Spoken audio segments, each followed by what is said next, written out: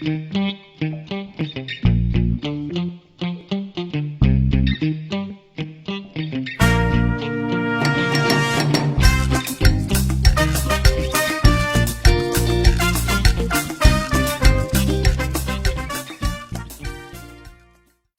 my name is Felipe Benitez and I'm the Executive Director of Corazón Latino. I am here in the beautiful state of West Virginia, almost heaven, the mountain state. And we're here to celebrate the 5th anniversary of the Paris Agreement. And we're doing it in a very Corazón Latino style with some music, thought-provoking conversations, and some reflections. I truly hope you enjoyed this broadcast, but most important, I hope you join us in fighting climate change. The time is now. El tiempo es ahora. Muchísimas gracias. Well, here's an old classic by Joni Mitchell. It never goes out of style. We keep waiting for it to go out of style, but it's always appropriate, sadly.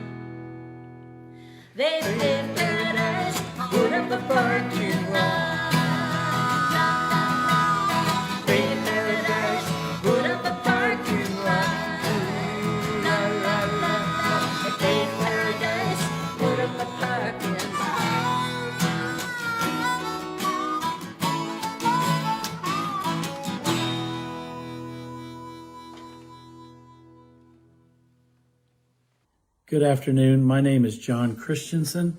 I live in Martinsburg, West Virginia, and I work for a solar company, Mountain View Solar LLC, established in 2009. I just wanted to let my elected officials know how important it is for our state and our country to embrace renewable energy for our future. And let me tell you why. Jobs, jobs, jobs. I am an example of jobs, and I know hundreds of other people, if not thousands, that have also taken this path. So please vote for renewables. Thank you. Hello, my name is Mike Studholm. I live in Charlestown, West Virginia, and I work for Mountain View Solar, also known as MTV Solar, located in Berkeley Springs. This message is to our elected officials of West Virginia to vote pro-renewable and pro-solar here in the state of West Virginia. It is a thriving industry, and I would tell you this much right now. I would not be here living in West Virginia, paying taxes, if it was not for the solar industry and Mountain View Solar established here. So anything we can do to incentivize solar growth in the state is something I would strongly support, and I would hope that our elected officials will as well. Thank you. I'm Rachel Dash, and I'm co-chair of the Social Action Committee of Temple Israel Congregation in Charleston, West Virginia.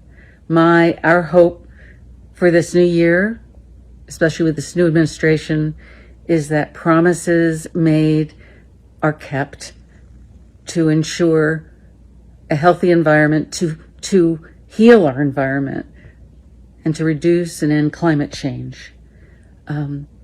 For generations to come, to live healthy lives and enjoy our beautiful earth. And our hope and my hope is to intensify our involvement for all of us to keep our commitments and to intensify our involvement, to hold those in power accountable to the earth, the sky, and the water, and to all those, which means everyone's lives that depend on it now and in the future. This is Barrett with the West Virginia Climate Alliance, and we're delighted to be part of this celebration of the 5th anniversary of the Paris Climate Accord. At the very heart of the Paris Climate Accord is a reduction in greenhouse gases, but I think it's important to understand that not all greenhouse gases are the same. For example, methane is very powerful at trapping heat in the atmosphere, 30 times, not 30%, but 30 times more effective than carbon dioxide. But methane only stays around in the atmosphere for about 10 or 12 years. Carbon dioxide, on the other hand, while not as effective at trapping heat in the atmosphere, circulates through the atmosphere over 100 or maybe even thousands of year time frame. It's absorbed by, carbon dioxide is absorbed by plants and trees in the photosynthesis process, but then when those trees are burned or rot, it reemits that carbon dioxide back into the atmosphere. And as I say, it's around, it can be around for hundreds, if not thousands of years. So it's important for all of us to be aware of what the impact of various greenhouse gases have and how we can be effective at reducing those greenhouse gases. I hope this has been helpful. If you have any questions, get in contact with me. Thank you very much. Bye-bye. Hello, my name is Dr. Sarah Cross. I'm with West Virginia Rivers Coalition. We are proud to be with the West Virginia Climate Alliance, and thank you so much for joining us today to celebrate the Paris Climate Agreement. As a native West Virginian, I can tell you that the impacts of climate change are already affecting our communities. We're seeing more flooding, we're seeing more intense flooding, heat waves, invasive species issues, and as a person coming from an agricultural community, I can tell you that we're already seeing challenges with food production. It will become more challenging if we don't act now. We've already made some strides in the recent COVID-19 relief bill. I see that they've decided to phase out hydrofluorocarbons. This is a big deal. We need to continue on this path to reduce emissions and mitigate the changes that will come and are coming from climate change. All right, enjoy the event. Thank you so much. Good evening. Many thanks and gratitude toward Corazón Latino and to the West Virginia Climate Alliance for co-organizing this event tonight. My name is Leah Barber. I am the West Virginia Field Organizer for Moms Clean Air Force. We are a community of over 1 million moms, dads, and caregivers united against air pollution, including the urgent crisis of our changing climate, and we do so in the name of protecting our children's health. So tonight we have a dynamic panel of civic and environmental organizations who are doing awesome work around the state of West Virginia. So it is my pleasure to introduce Pam Nixon. Pam is here tonight representing the Environmental Justice Committee of the NAACP of West Virginia chapter. She is a longtime environmental and social justice advocate. She was the environmental advocate of the West Virginia Department of Environmental Protection until she retired in 2014. We also have Warren Hilsbus. Warren was born and raised in West Virginia and is currently an organizer for the Sunrise Movement in the greater Morgantown area. He attended Fairmont Senior High School and also completed 2 degrees at WVU in philosophy and law. We also have Sarah Carballo. Sarah is a communications specialist with the Ohio Valley Environmental Coalition out of Huntington, West Virginia. She's responsible for helping to communicate OVEC's mission, their programming, different campaigns, other events. And OVEC is a grassroots nonprofit organization dedicated to the improvement and preservation of the environment and to communities across West Virginia and the Ohio River Valley. We also have Ethan Cade with us this evening. Ethan is a junior environmental geosciences major at WVU and currently serves as the president of the West Virginia University Student Sierra Coalition. The WVU SSC focuses on fighting climate change and pollution, and they really emphasize their work on a local level, including campaigning for a greener campus, fighting the use of single-use plastics on campus, and also fighting the expansion of petrochemical plants and fossil fuel power plants in the Morgantown area. So tonight, we're here to recognize the precedent that was set by the world's nations by agreeing to a historic pact 5 years ago, one that implied action and accountability, and that also sent a sweeping message of acknowledgement that we must unite and commit to reducing climate pollution in order to prevent, the cascading and catastrophic impacts of climate change. So as we all know, the president-elect is setting the stage for his new administration, given the enormous stakes for all of humankind and the environment that we all depend on. We're all here today to meet at a poignant intersection of elevating our voices with the highest ambition toward demanding bold climate action. So firstly, I'd like to express my sincere gratitude to all of our panelists for all the work that you're doing in your respective organizations and in your communities. I think while we all may recognize that the Paris Climate Agreement and, a global dynamic and cooperation is necessary, and it's also, something that we need to achieve meaningful change, it's also clear to me that local efforts, are a keystone toward forging the path toward a just and equitable future that we can all thrive in. So my first question tonight is for Warren. Warren, what do you see as the most important reasons for the United States to re-enter into the Paris Climate Agreement? Is this enough? I'm curious to know what types of bold action you're looking for from the upcoming administration in order to achieve these goals. All right, thanks, Leah. That's a fantastic question. Definitely a bit you can unpack there, but I'll try to keep my comments fairly simple. The simple reason why the re-entering the Paris Climate Agreement is so important really is, and hopefully this will be the last time we have to say something like this, but it'll be a firm turning of our nation's back on the Trump administration and their legacy of climate destruction and disregard. So it's really just an about face for the country in the international community, telling the rest of the world that we do, in fact, as a country, care. However, that's really most of what it is. It's a statement. And it isn't necessarily the bold, aggressive action that we as a country and we as people really need to address the climate crisis in all its phases.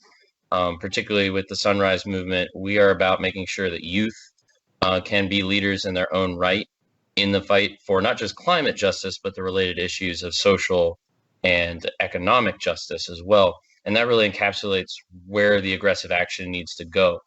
Not only do we need to repair the regulations we already had for protecting our environment and our green spaces, but we have to get much more aggressive at addressing all of the pain that's being caused by this pandemic and a lot of the economic outfall from the pandemic, and then build on that as a foundation to a much more aggressively egalitarian future, where the benefits of expanding, improving, renovating our power systems, for example, can actually be shared amongst everyone as opposed to flowing to the top 1 or 2%. Thank you for your thought-provoking response, Warren. I couldn't agree more that re-entering the Paris Climate Accord has an important place at the table. But while we're coming out of the last 4 years, enduring incessant, reckless environmental rollbacks, putting, human health and the integrity of the environment at risk, especially in the midst of a pandemic where, we're seeing the connections between industrial and environmental pollution, specifically air pollution, and the effect that it has on exacerbating, the worst impacts of coronavirus. These health disparities that we're seeing are suffered by low income and communities of color, disproportionately affecting those communities, and which is why I would now like to turn my next question to Pam Nixon. Pam, recent studies have shown, as I just mentioned, that exposure to air pollution can exacerbate the worst symptoms of the novel coronavirus. So I'm curious if you could speak about how the pandemic has magnified the severity of these health effects by environmental justice communities, and just really looking to see what priorities of addressing this issue in regard to clean air and climate justice should be at the forefront. Specifically in regard to supporting these communities here in West Virginia. Thank you there for those questions. The coronavirus has affected the community disproportionately for environmental justice communities, and that means low-income communities and communities of color. Many times these communities are the ones that are living closest to polluting facilities or fossil fuel facilities, and so therefore that in itself affects the health. Studies have shown from government studies to religious groups to non-governmental organizations that the low-income communities and communities of color are the ones that live closest to hazardous polluting communities and fossil fuel industries. Those emissions negatively impact the residents there. They end up with respiratory issues, heart disease, and other chronic illnesses as a result of the impaired air quality. The COVID virus has exacerbated this because it affects the lungs. And the low-income communities have also been affected even before the coronavirus with food insecurities and home insecurities, inefficient energy in their homes, inadequate health care. So when the coronavirus hit, it hit hard in these low-income communities. And they're the ones that are going to take the longest to recover when it comes to a disaster, and this coronavirus was definitely a disaster. On top of the other job losses, many of these people work in service-oriented jobs. The jobs were shut down temporarily, but then reopened, and then many of them now have lost their jobs permanently. They're losing their homes now because they're being evicted. They have inadequate health care, and once they lose their jobs, then they have no health care. And by having to go to the hospital, they have all of these finances that are now put upon them.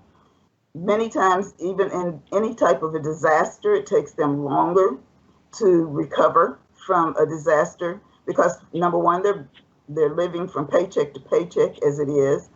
But now with funeral expenses, because many have died in these communities, from COVID, and these funeral expenses, trying to make sure they have their medications and things like that has really taken a toll on those on the low income communities and communities of color. These are also called fence line communities because they're living right at the fence line of many of these facilities. One of the things that can be done to help them be, or several things that can be done to help them be more resilient, is to retrofit their homes for energy efficiency.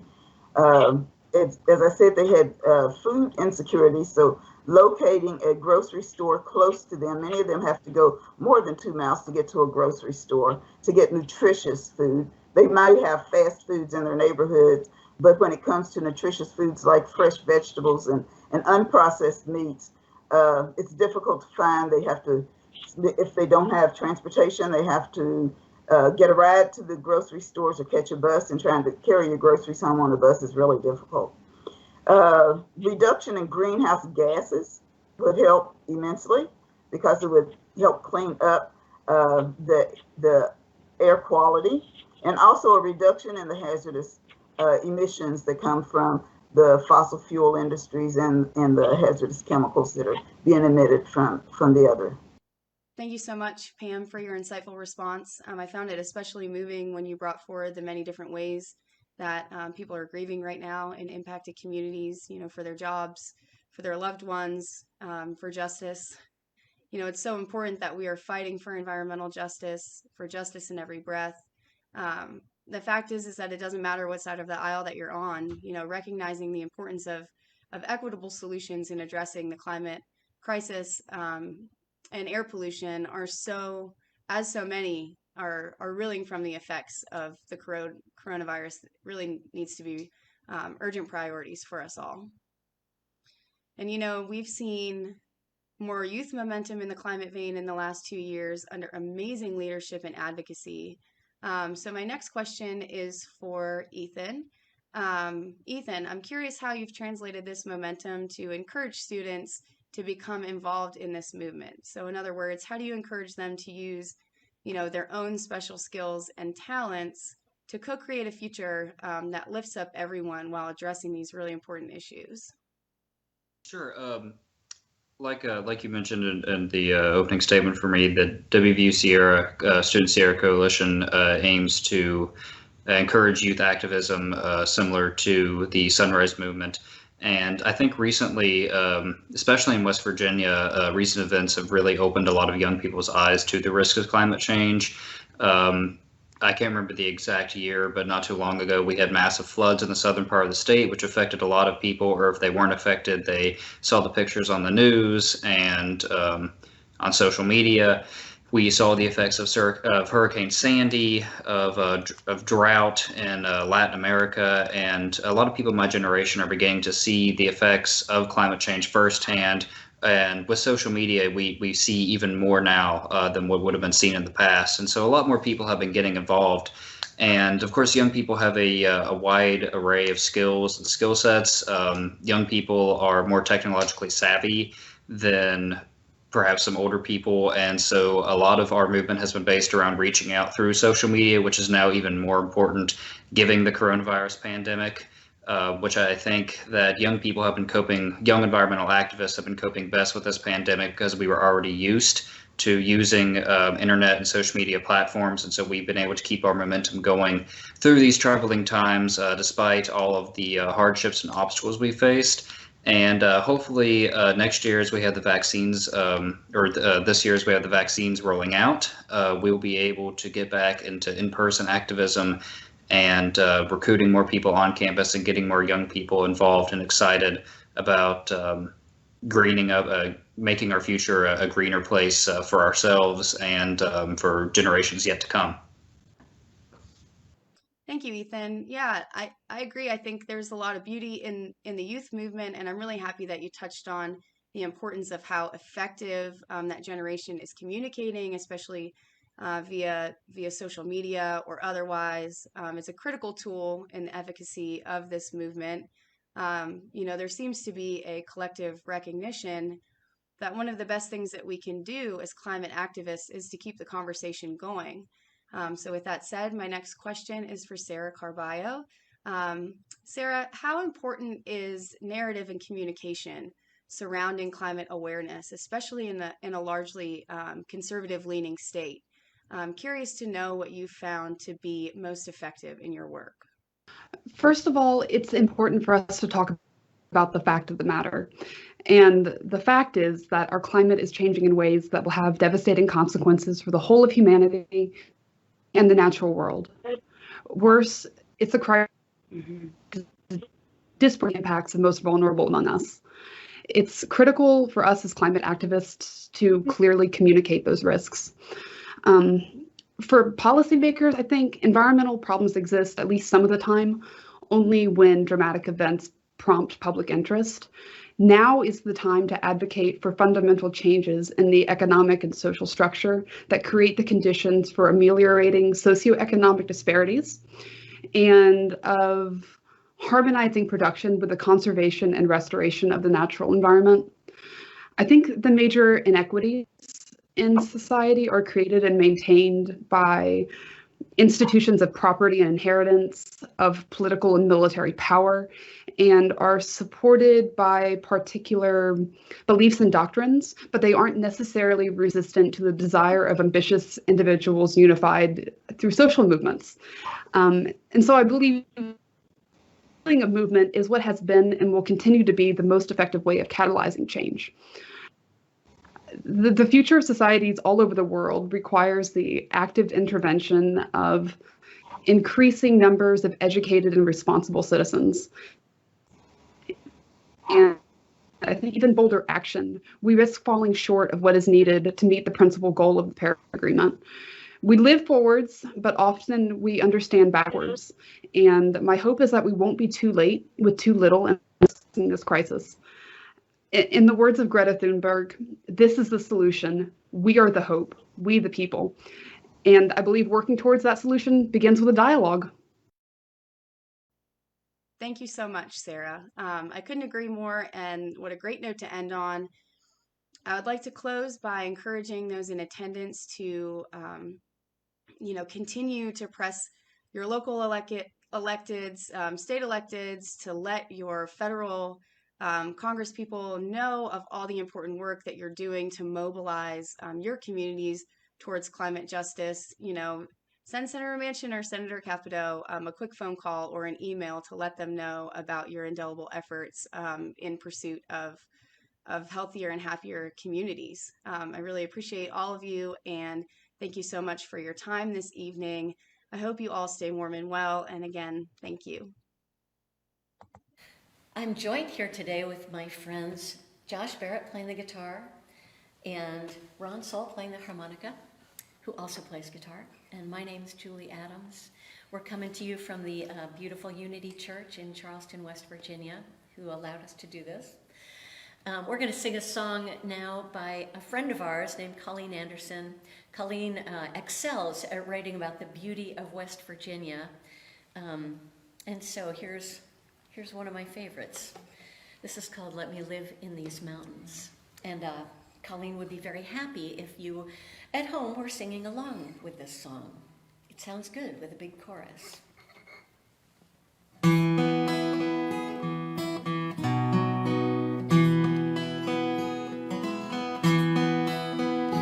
Let me walk in the woods, let me wander free, with the holly and the hickory and the dogwood tree. Let the old oak shade me, let the maple blaze.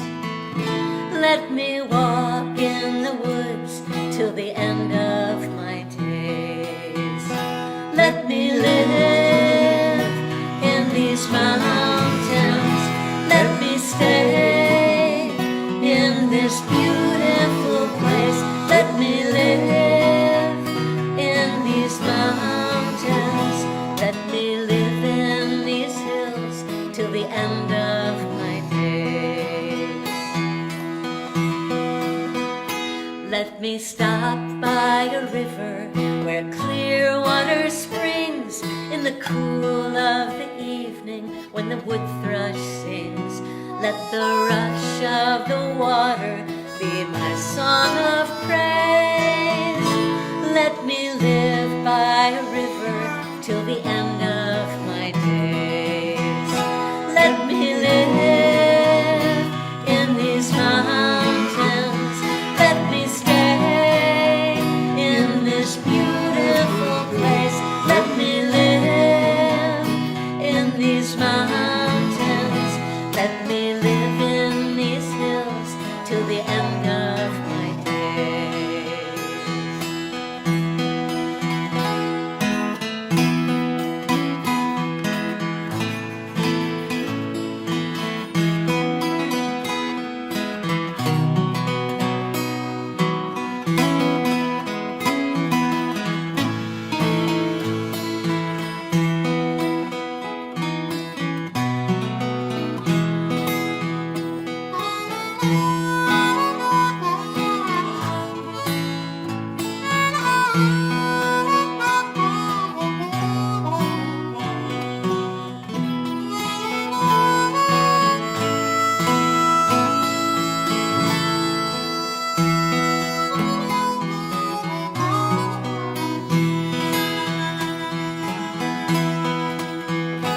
Let me lie down to sleep in a peaceful night where the air smells sweet and the stars shine bright. And when my time has come and I've run my race, let me rest in these hills at the end of my days. Let me live in these mountains. Let me stay in this beautiful place. Let me live in these mountains. Let me live in these hills till the end of my days. Let me live in these mountains. Let me stay in this beautiful place. Let me live in these mountains. Let me live in these hills till the end of my days.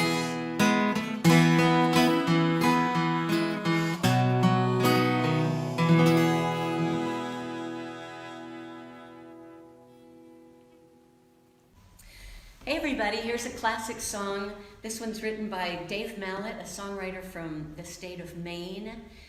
Dave loves writing about the earth and the people in it.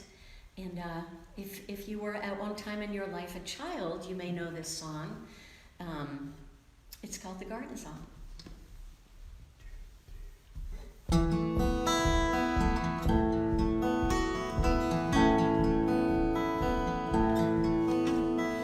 Inch by inch, row by row, I'm gonna make this garden grow. All it takes is a rake and a hoe and a piece of fertile ground. Inch by inch, row by row, someone bless these seeds I sow. Someone warm them from below till the rains come tumbling down. Pulling weeds and picking stones, we're all made of dreams and bones. I feel the need to grow my own, 'cause the time is close at hand. Grain for grain, sun and rain, I find my way in nature's chain. Tune my body and my brain to the music of the land. Inch by inch, row by row, I'm gonna make this garden grow. All it takes is a rake and a hoe and a piece of fertile ground. Inch by inch, row by row, someone bless these seeds I sow. Someone warm them from below till the rains come